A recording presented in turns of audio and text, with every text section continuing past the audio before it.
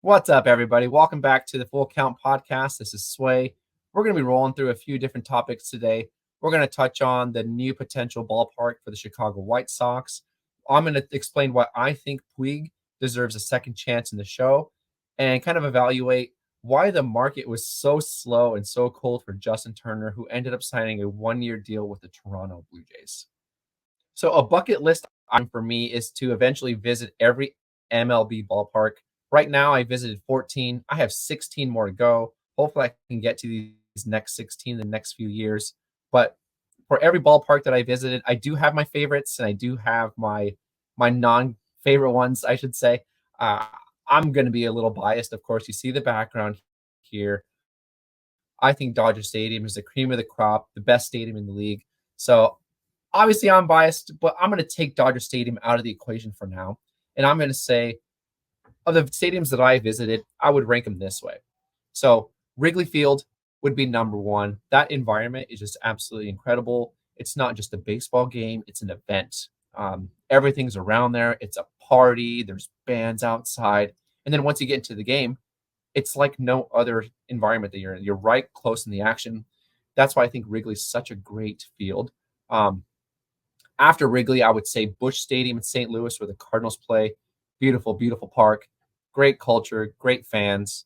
Then I would probably go Petco Park, Oracle Park, and round it out with where the Brewers play. Great American, was it Family Field? Something. Sorry, one of those things. But that's an incredible ballpark. It's indoors, great fans like the other ones. So those are the ones I like the most that I've been to so far. But on the other end of the spectrum, there are a few stadiums that stood out in bad ways. I would say, obviously, the worst stadium of all the ones I've seen so far is no surprise here, right? Oakland Coliseum. I would say that place is an absolute dump, right? If it went away, nobody's gonna miss it. Nothing works there. It's just kind of in a weird area. It needs to go. It needs to go. And I hope the A's do get a nice place in Vegas or another city. But yeah, everyone will agree that Oakland Stadium, the Coliseum, absolutely terrible. But what surprised me the most was where the White Sox play. So Guaranteed Rate Field, US Cellular, Old Comiskey, whatever you want to call it. I think Chicago deserves better than that stadium in the South Side. So I went there a few years ago. It was probably 2018 or so. And what I noticed, it's out in the middle of nowhere. There's nothing really around it. There's no restaurants. There's no like real cool environment. It just felt kind of deserted. And then when you go into the ballpark, it just didn't feel like home. It just felt like a generic park that was put together in a rush. Nothing special about it. Nothing exciting. The fans are just kind of so. I just feel like, hey, if you're going to be Chicago, which is a great sports city, they should have a better baseball environment with that. So you take the South Side, you take Guaranteed Rate Field, compare it to Wrigley, and it's night and day.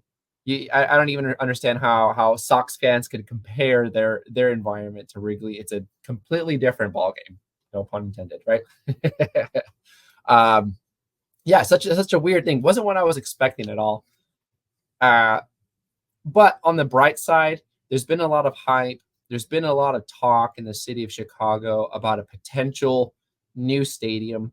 And I took a look at some of these renderings, and I got to tell you guys, like, I'm excited. This place looks awesome. It looks beautiful. And if it does come to fruition, this is something that just changed the landscape of baseball in Chicago. It'll rival the environment of Wrigley Field. So let's take a look at this here. Here are some of the renderings. You'll see that this stadium is going to be right along the Chicago River, right outside downtown. Can you imagine that? Just walking out of work, walking out of one of those apartments and going right into a game. What else? Let's take a look at one of these aerial views. Dude, that looks absolutely incredible. I don't know about you guys, but I would die to go to one of these stadiums. If this does get built, I'm not a White Sox fan. I don't have any skin in the game, but I would do everything I can to go to opening day once that thing opens. But I looked it up a little more. And there's a lot of surprises, I feel like, when it comes to the White Sox or Chicago in general. So the proposed property that this lot is on, it's open. It's nothing right now. It's right outside of downtown Chicago. It's just a big grass field. It's 62 acres, and somehow it has eluded development. You would never think that in like a big city like that, that we have this huge open space that could be earning millions and millions of dollars in tax revenues and rent and a bunch of other things. But so I looked it up a little bit, and there has been some um, considerations for development. One of them is being a new Bally's casino, which is whatever. Casinos are everywhere. Do you really need another casino, especially in downtown? Boring. Another option was a giant Amazon warehouse hub. Dude, can you imagine another just giant, soulless, lifeless, boring building taken away from the skyline of Chicago? I think that'd just be a waste of space, waste of time. You could build one of those warehouses anywhere else. Why Chicago? There was plans of that territory, that property being a new train stop.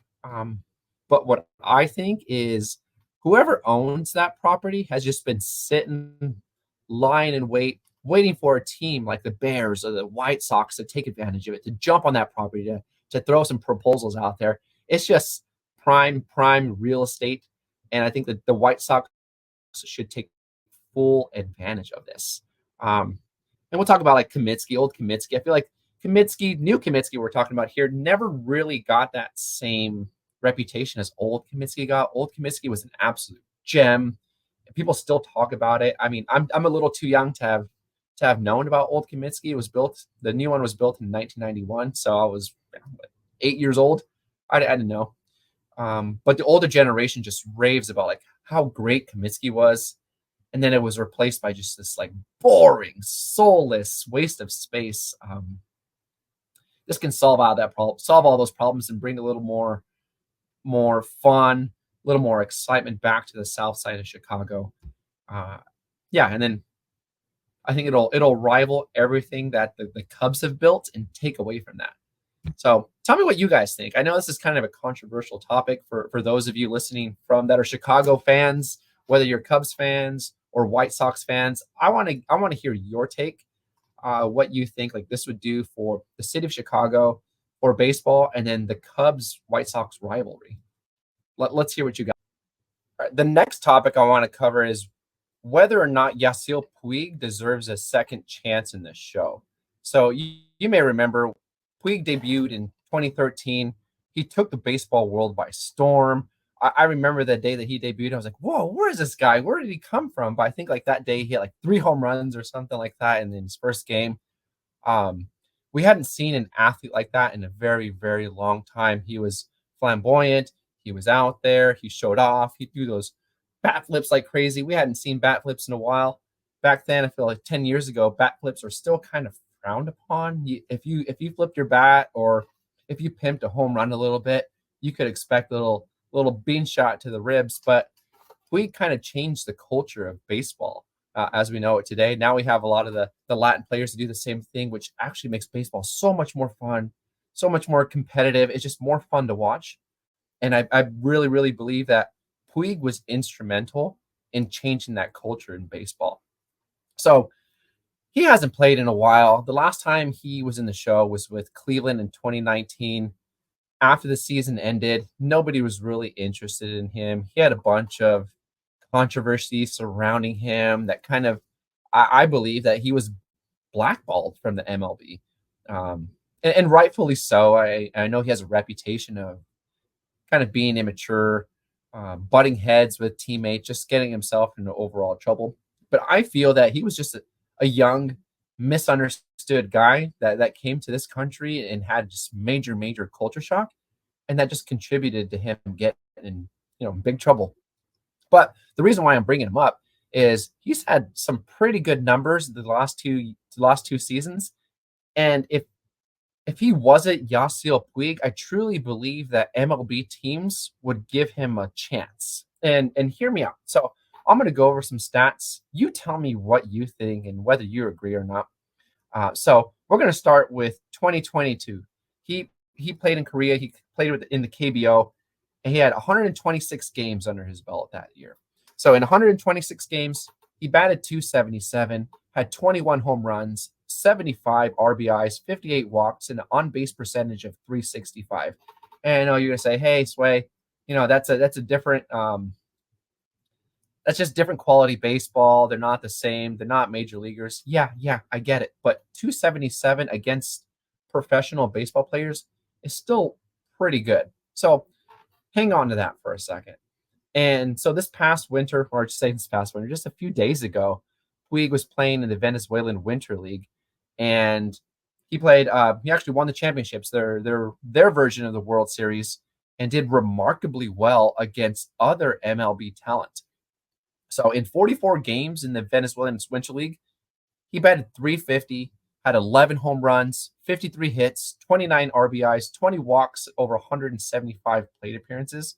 And again, you're like, "Hey, Sway, look, it's the Venezuelan Winter League. It's not the MLB. He's not playing the same caliber of of players." I was like, yeah, and I could be like, yeah, I agree with you, but just wait. So one of the people that he played with was, 2023 NL MVP Ronald Acuna Jr., and his stats weren't too far off from him. So Ronald Acuna Jr. had 21 games under his belt this past winter, batted 380, had 7 home runs. If you're saying that Ronald Acuna Jr., who is maybe the best player in the league in 2023, was putting up those numbers and Puig was right behind him, why doesn't Puig deserve a second chance? If you're the Angels, if you're the White Sox, the Rockies, the Pirates, second and maybe the A's, that don't really have a whole lot of great players. The outfield needs some help. They could use a bat. They could use someone in right field. Why not take the chance on Puig? Give him a 1-year deal, $2 million, or worst case scenario, maybe not even a guaranteed contract. Just like, hey, we'll do a non-guaranteed contract with an invite to spring training. You prove to us that you deserve to be on that team. I think at the very least, Puig deserves that. If you disagree, like I always say, throw it in the comments. I would love to hear what you all have to say. I know he's a very polarizing figure in baseball. You either love him or you hate him. But in the end, these numbers show that he deserves a chance. Let's hear what you got. And the last thing we'll touch on today is why it took so long for Justin Turner to find a home. So the other day, he signed a 1-year deal with the Toronto Blue Jays for $13 million with some added performance and appearance incentives that can make, I think, is another $1.25 million in extra incentives. But the thing is, like, nobody was interested in him. And I think it's kind of crazy to believe that, hey, one of the better players consistently for the last 10, 12 years, not being able to find a home and settling for the Toronto Blue Jays. I know that, hey, the kids growing up these days playing baseball that dream of drafted and playing in the show, nobody goes, man, I hope I get drafted and I get to play for the Toronto Blue Jays one day. Nobody thinks that. It's always when you go to the Blue Jays, you're settling because you can't find anyone else to take a risk on you, right? I think that's happened with a few people recently. I remember like Ross Stripling. I love Ross Stripling. I think he signed a deal just because he couldn't get anywhere else. But take a look at this. Like, Justin Turner had a pretty good 2023. He's 39 years old, but hear me out. At 39 years old, he played in 146 games, had 626 plate appearances, had a 276 average, 23 home runs, 96 RBIs, and an OPS of 800.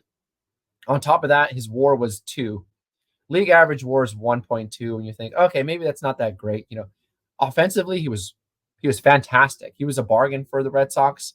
The only thing that hurts him is now he's a liability with the glove.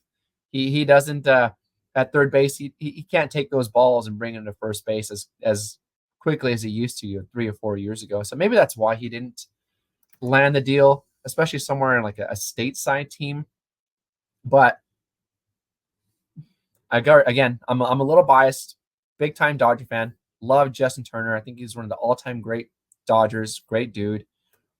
I think he deserved better. Why didn't other teams take the chance? Say the Red Sox could have re-upped with him. And like the teams I mentioned before, why not the Pirates, the Rockies, the Angels? one of those teams that don't really have anything going on when this contract would have been a low risk, high reward. At least you're getting a good guy, a good clubhouse presence. It's crazy to think like players like this have to settle for teams like the Blue Jays. Now, no offense, Blue Jays.